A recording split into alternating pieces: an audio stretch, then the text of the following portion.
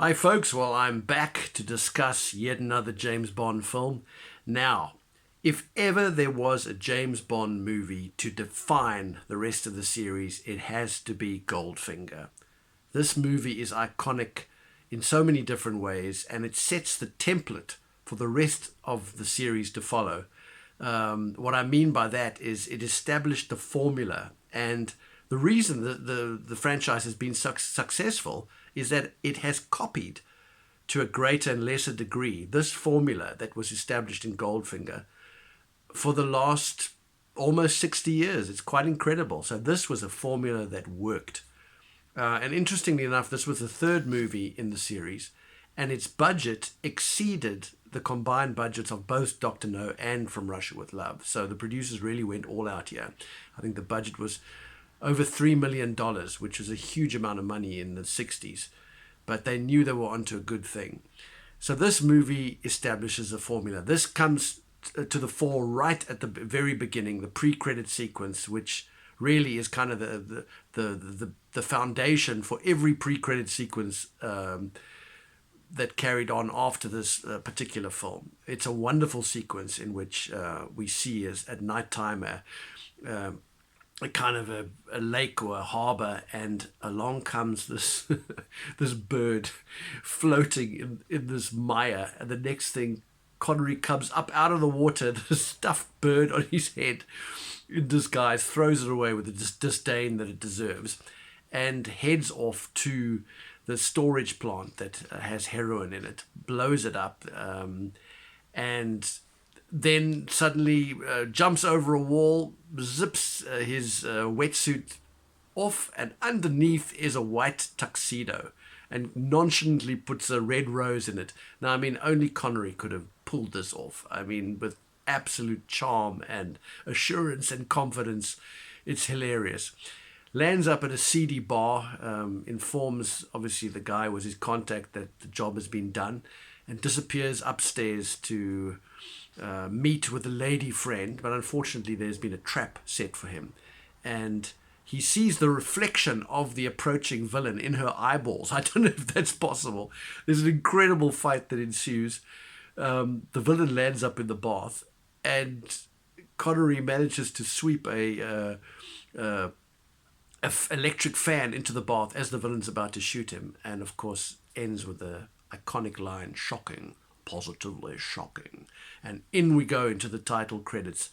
It's an incredible pre-credit sequence, and it really is the gold mine in terms of, well, apologies for that quip, but for Goldfinger, I guess it'll work. Really the benchmark for what's to follow. The title sequence is incredible. It's basically scenes from the movie projected onto this gold model, and it's really sensational, with, of course, Shirley Bassey's iconic theme song. And then we go into the story itself, and we find Bond in Miami, where he's been tasked by M to observe Mr. Goldfinger, who British intelligence suspects is smuggling gold, and the Bank of England want Bond to observe, but of course he doesn't observe. He gets involved in a card game where Goldfinger is cheating, and Bond finds the stool pigeon who's spying on him, a Miss Gilly Masterson, and of course upends Goldfinger's plan and runs off with the girl, but it doesn't end so well, and of course she ends up dead, covered in gold paint. Another really iconic scene. And Bond now is doubly wants to go after Goldfinger in revenge, but of course also has to be objective about his mission. Ends up meeting Goldfinger in a planned golf game, which is hilarious. So many visual sight gags in it, and very, very cleverly orchestrated. Bond manages to turn the tables on Goldfinger and meets the henchman who knocked him out and killed Gilly Masterson, the formidable Oddjob. We're going to talk a bit about him a bit later. Bond manages to follow Goldfinger and Oddjob to Switzerland, where they have a plant where Goldfinger is melting the gold down, and then encounters Jill's sister Tilly, who has also followed Goldfinger to kill him in revenge. Unfortunately, she is also killed, like her sister, by the deadly hat of Oddjob, which has a steel rim around it, so she is beheaded. And Bond is captured, and we come to another iconic scene where he's tied to a metal table with a giant laser above him, and of course says to Goldfinger, "Do you expect me to talk?" And Goldfinger says, "No, Mr. Bond, I expect you to die." The film is full of these incredible one-liners and memorable moments. Bond manages to talk his way out of it and finds himself in Kentucky, where he discovers Operation Grand Slam, which is Goldfinger's ingenious plot to raid Fort Knox. But not just to raid it. In fact, interestingly enough, in the book, Goldfinger merely breaks into Fort Knox to steal the gold. How, of course, he would transport it, it would be a nightmare, logistical nightmare. But in the film, they make a clever distinction. What they do is Goldfinger's not going to steal the gold. He's going to bring in a dirty bomb, explode it.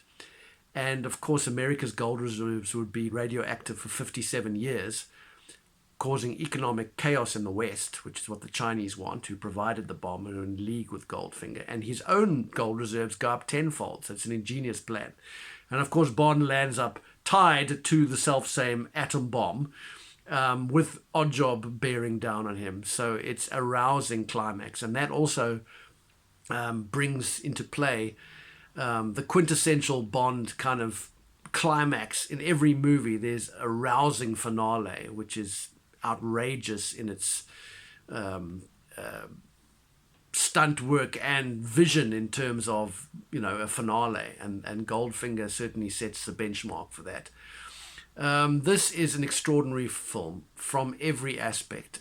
Guy Hamilton, who directed the film, was a very well-known, well-respected British director who had previously done Colditz Story. He does a magnificent job on this film.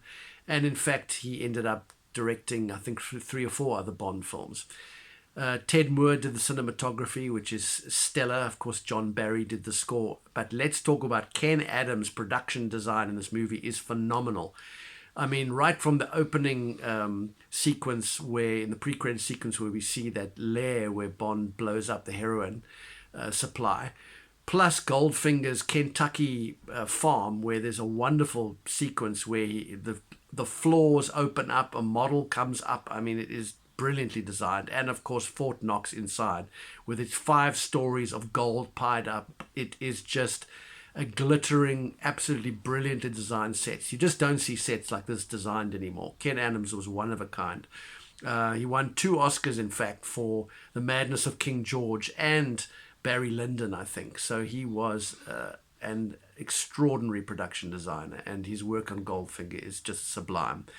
From the action to the stunts, the script is clever. As I mentioned, all those wonderful one-liners. There's one enemy of Goldfinger's that gets pressed together with his car and the gold bullion, and Goldfinger says to Bond, let me just go and separate my gold from the late Mr. Solo. And Connery says to him, I see you had a pressing engagement.